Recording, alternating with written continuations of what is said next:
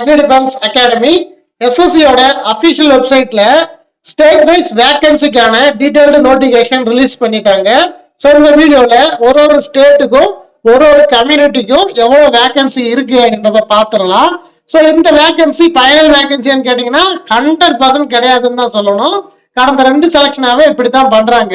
அதாவது நோட்டிபிகேஷன்ல கம்மியான வேகன்சி 24,000 25,000 போட்டுட்டு ஃபைனலா பார்த்தா அப்படின்னா அப்படியே டபுளா எடுக்கிறாங்க. பிசிக்கல் முடிச்சதுக்கு அப்புறமோ போன தடவை அப்ளிகேஷன் முடிச்ச உடனே டபுள் ஆச்சு. ஸோ அப்படியே பார்த்தா அப்படின்னா 50,000 வேகன்சியை அப்படியே டபுள் ஆக்குனாங்க. ஸோ இந்த முறையும் அதே மாதிரி டபுள் ஆகும். இப்ப 25,000 கொடுத்துருக்கிறது இந்த செலக்ஷன் முடிய போறப்ப 50,000 ஆட்களை தேர்வு பண்ணி எடுக்கத்தான் போறாங்க. ஸோ இந்த வேகன்சிஸ் அதெல்லாம் பார்த்தா அப்படின்னா இப்போதைக்கு கணக்கில் எடுத்துக்க வேண்டாம், ஜஸ்ட் தெரிஞ்சுக்கோங்க எக்ஸாம் ட்ரை பண்ற கேண்டிடேட்ஸ். ஓகே, ஸ்டேட்ல நம்ம ஸ்டேட்ல எவ்வளவு வேகன்சி இருக்கு அப்படின்றத பத்தி பார்த்துடலாம். ஸோ ஃபர்ஸ்ட் வந்து பார்த்தா அப்படின்னா தமிழ்நாடுல பிஎஸ்எஃப்ல சொல்லிடுறேன். ஸோ பிஎஸ்எஃப் தமிழ்நாடு கேண்டிடேட்ல எஸ்சிக்கு 3 வேக்கன்ட் இருக்கு, எஸ்டிக்கு 0, ஓபிசிக்கு பார்த்தா அப்படின்னா 4 வேக்கன்ட் கொடுத்துருக்காங்க.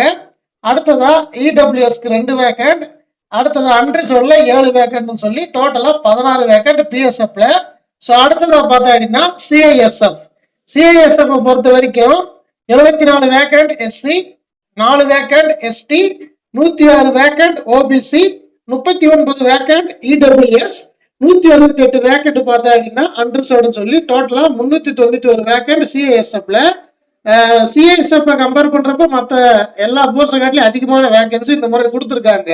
ஆனா சிஆர்பிஎஃப்லயும் பிஎஸ்எஃப்லயும் தான் பார்த்தா அப்படின்னா கிட்டத்தட்ட 15,000 இருந்து 20,000 சோல்ஜர்ஸ் தேவைப்படுறாங்க. ஸோ கண்டிப்பா பிஎஸ்எஃப்லயும் சிஆர்பிஎஃப்லயும் ஐடிபிபிலையும் வேக்கன்ட் 100% இன்க்ரீஸ் ஆகும். சரிங்களா? ஓகே, அடுத்ததா பார்த்தோம்னா சிஆர்பிஎஃப்ல எவ்வளவு வேகன்சின்னு பார்த்துடலாம்.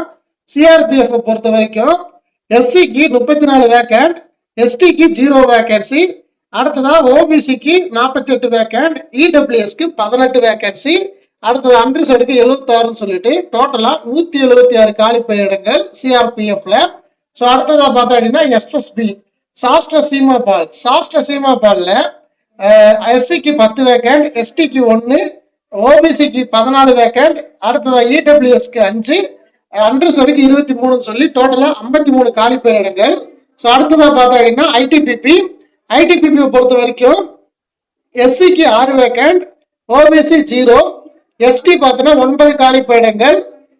அடுத்ததா பார்த்தா அப்படின்னா இடபிள்யூஎஸ் 3 வேக்கன்ட், அன்ரிசர்வ்டு 14 வேக்கன்ட், டோட்டலா 32 வேகன்சி வந்து பார்த்தா அப்படின்னா ஐடிபிபில மட்டும் இருக்கு. அடுத்ததான் ஏஆர் அசாம் ரைஃபிள் பொறுத்த வரைக்கும் தமிழ்நாட்டில் டோட்டலா எஸ்சிக்கு 9 வேக்கன்ட், எஸ்டிக்கு 0 வேக்கன்ட், ஓபிசிக்கு 12 வேக்கன்ட், இடபிள்யூஎஸ்க்கு 5 வேக்கன்ட், அடுத்ததா பார்த்தா அப்படின்னா அன்ரிசர்வ்ல 20 வேக்கன்ட் சொல்லி டோட்டலா 46 வேகன்சி வந்து பார்த்தா அப்படின்னா அசாம் ரைஃபிள்ல இருக்கு.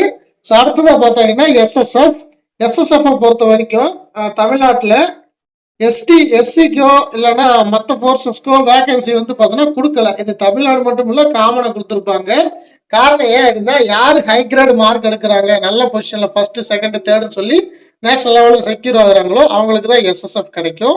சரிங்களா? ஸோ ப்ரியாரிட்டியில ஃபர்ஸ்ட் கொடுத்தவங்க நல்ல மார்க் எடுத்தவங்க யாரெல்லாம் பார்த்தா அப்படின்னா எஸ்எஸ்எஃப்ல செலக்ட் ஆகணும் அப்படின்னு நினைக்கிறீங்களோ கமெண்ட் செக்ஷன்ல பதிவு பண்ணுங்க. ஓகே, இது வந்து பார்த்தா அப்படின்னா டோட்டலா ஒரு ஃபோர்ஸ் வைஸ் கம்யூனிட்டி வைஸ் எவ்வளவு வேகன்சி இருக்கு அப்படின்றதையும் பார்த்துருவோம்.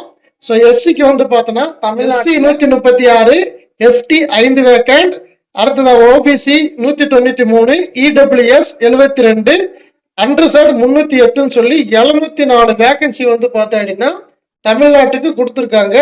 இந்த வேகன்சி 1400 வேகன்சியா அப்படியே கண்டிப்பா டபுள் ஆகும். 1400 வேகன்சிக்கு தமிழ்நாடு முழுக்க போட்டி போடணுமான்னு கேட்டீங்க அப்படின்னா தமிழ்நாடு முழுக்க எத்தனை லட்சம் பேர் அப்ளை பண்ணாலும் இதுல எக்ஸாம்ல பாஸ் பண்ணக்கூடிய, பிசிக்கல்ல பாஸ் பண்ணக்கூடிய, ரிட்டன்ல மெடிக்கல்ல எல்லாத்துலயும் பாஸ் பண்ணக்கூடிய தகுதி வாய்ந்த நபர்கள் தான் போஸ்டிங் போக போறாங்க. உங்களுக்கு அந்த தகுதி இருக்கு, இல்ல தகுதியை வளர்த்துக்கணும்னு நினைக்கிறீங்க அப்படின்னா தாராளமா வேகன்சியை கன்சிடர் பண்ணாம நம்ம அடுத்த கட்ட ப்ராசஸ் நோக்கி போய்கிட்டே இருக்கலாம். இது ஆல்ரெடி செலக்ஷன்ஸ் அட்டன் பண்ணி ரிப்பீட்டா இன்னொரு செலக்ஷன் ட்ரை பண்ற கேண்டிடேட்ஸ்க்கு தெரிஞ்சிருக்கும். புதுசா அட்டன் பண்றவங்களுக்கு தெரியல அப்படின்னா தெரிஞ்சுக்கோங்க.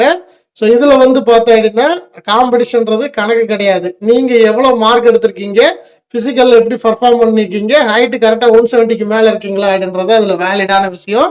ஸோ இது இருந்துச்சு அப்படின்னா அடுத்த கட்ட நடவடிக்கை ரிட்டனுக்கு படிக்க பாருங்க. ஸோ ரிட்டனுக்கான கிளாஸஸ் அக்னி டிஃபென்ஸ் அகாடமில December 15ல இருந்து ஸ்டார்ட் பண்றோம். ஸோ அட்மிஷன் நியூ பேட்ச்க்கு ஓபன் பண்றோம். யார் யாரெல்லாம் SSGDல இந்த முறை ஃபர்ஸ்ட் அட்டெம்ப்ட்ல பாஸ் பண்ணணும்னு நினைக்கிறீங்களோ அவங்க எல்லாம் வந்து ஜாயின் பண்ணுங்க. ஒரே முயற்சி 100% வெற்றி. Thank you so much. ஜெய்ஹிந்த்.